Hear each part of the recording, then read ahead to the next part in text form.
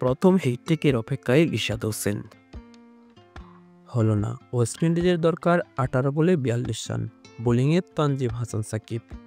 প্রথম 3 ওভারে 13 রান দেওয়া সাকিব নিজের শেষ ওভারে দ্বিতীয় বলে তুলে নিলেন আলজারি জোসেফের উইকেট। 9 উইকেট হারিয়ে ধুঁকছে ওয়েস্ট ইন্ডিজ। সাকিবের শেষ ওভারে রান দিলেন 9 রান। উইন্ডিজের দরকার 12 বলে 32 রান। বোলিংয়ে প্রথম 3 ওভারে 12 রান দিয়ে 2 উইকেট নেওয়া Taskin Ahmed.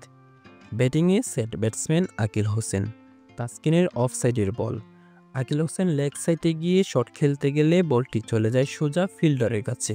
Wicket wicket West Indies all out. Bangladesh পেল 27 রানের দুর্দান্ত এক জয়। টানা 2 টি-20 জিতে সিরিজ করে নিল বাংলাদেশের পক্ষে। এদিন টসে হেরে আগে ব্যাটিং করে বাংলাদেশ। ব্যাটিংয়ের শুরুটা ভালো হয়নি বাংলাদেশের। নিজেকে হারিয়ে কোচে পেতে ক্যাপ্টেন লিটন দাস নামলেন ওপেনিংয়ে, কিন্তু ফেরাটা হলো না। লিটন, সম্মু, তামিম হলেন ব্যর্থ। মিরাজের 25 বলে 26 আর জাকির আলীর 20 বলে 21 রানে কিছুটা আশা জাগাচ্ছে বাংলাদেশের। শেষের দিকে শামীম হোসেন পাটোয়ারির দুর্দান্ত ব্যাটিং। 2 ছক্কা ও 2 চারে 17 বলে 35 রানের এক টর্নেডো ইনিংস খেলেন এই ব্যাটার। বাংলাদেশের স্কোর দাঁড়ায় 129 রানে। 130 রানের লক্ষ্যে ব্যাট করতে নামে ওয়েস্ট ইন্ডিজ।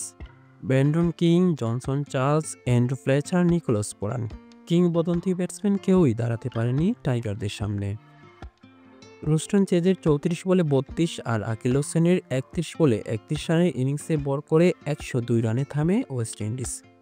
বাংলাদেশ পায় 27 রানের বিশাল জয়। এদিন দুর্দান্ত বোলিং করেন বোলাররা। শেখ মেহেদী, তানজিম সাকিব, রিশাদ হোসেন যথাক্রমে 2টি করে উইকেট পান। তাসকিনের 3 উইকেট আর পেসার হাসান মাহমুদের 1 উইকেট। 3 ম্যাচ টি-20 সিরিজে 1 ম্যাচ হাতে রেখেই সিরিজ জিতে নিল বাংলাদেশ।